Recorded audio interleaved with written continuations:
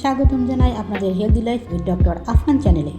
Video শুরু করার আগে ছোট্ট একটি অনুরোধ, যদি এখনও আমাদের চ্যানেলটি সাবস্ক্রাইব না করে থাকেন তাহলে এখনই সাবস্ক্রাইব বাটনে ক্লিক করুন এবং পাশের বেল আইকন চাপুন, যাতে নিয়মিত স্বাস্থ্য বিষয়ক গুরুত্বপূর্ণ ভিডিওগুলো আপনি মিস না করেন।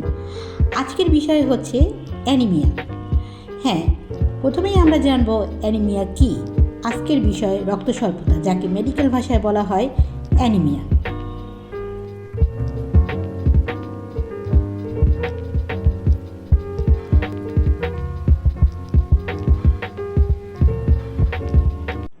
আমাদের রক্তে যে লাল কণিকা থাকে তাকে বলা হয় রেড ব্লাড সেল এবং এর ভিতরে থাকে হিমোগ্লোবিন। যখন এই হিমোগ্লোবিনের পরিমাণ কমে যায় তখন শরীরের অক্সিজেন বহন কম হয়, আর তখনই তৈরি হয় রক্ত স্বল্পতা বা অ্যানিমিয়া। অ্যানিমিয়ার লক্ষণ কী?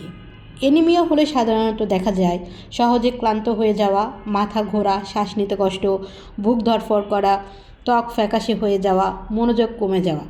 মেডিকেল টার্মে এগুলোকে বলা হয় ফ্যাটিটেক, ডিজিনেস, প্যালোর। অ্যানিমিয়ার প্রধান কারণ হলো আয়রন ঘাটতি, আয়রন ডিফিসিয়েন্সি বলা হয়, ভিটামিন B12 ঘাটতি, ফলিক অ্যাসিডের ঘাটতি, দীর্ঘদিন রক্তক্ষরণ। হোমিওপ্যাথি অ্যানিমিয়ার ক্ষেত্রে কিভাবে কাজ করে? হোমিওপ্যাথিতে এমন কিছু মেডিসিন আছে যেগুলো হিমোগ্লোবিন বৃদ্ধি করা, রেড ব্লাড সেল উৎপাদন বাড়ানো, হজম শক্তি উন্নত করা। এখানে যে প্রসেস কাজ করে তাকে বলা হয় হিমেটোপয়েসিস। হ্যাঁ, হিমেটোপয়েসিসের মাধ্যমে নতুন রক্তকণিকা তৈরির প্রক্রিয়া শুরু হয়। কিছু হোমিওপ্যাথিক মেডিসিন বোন ম্যারোকে স্টিমুলেট করে যাতে নতুন রক্ত তৈরি ভালোভাবে হয়। এক্ষেত্রে মাশরুম জাতীয় ফুড সাপ্লিমেন্টের ভূমিকাও অনেক। যেমন কিছু মাশরুম আছে, কর্ডিসেপস, রিশিগানো, এগুলো কাজ করে ইমিউন সিস্টেমকে শক্তিশালী করতে, অক্সিজেন সাপোর্ট বাড়াতে, রেড ব্লাড সেল ফাংশন উন্নত করতে। এরা সাহায্য করে সেলুলার রেসপিরেশন, মানে কোষে অক্সিজেন ব্যবহারের ক্ষমতা বাড়াতে। তবে অ্যানিমিয়াতে সবচেয়ে যেটি ভালো কাজ করে তা হচ্ছে স্পাইরুলিনা। হ্যাঁ, স্পাইরুলিনা এত কার্যকর কারণ এতে আছে প্রচুর পরিমাণে আয়রন, আছে ভিটামিন B12, আছে প্রোটিন, আছে ক্লোরোফিল।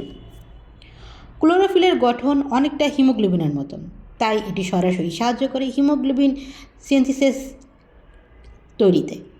স্পাইরুলিনা সাহায্য করে রক্ত তৈরিতে, অক্সিজেন বহন বাড়াতে, দুর্বলতা কমাতে। এই কারণেই অ্যানিমিয়া রোগীদের জন্য স্পাইরুলিনা একটি খুব ভালো ন্যাচারাল সাপোর্ট।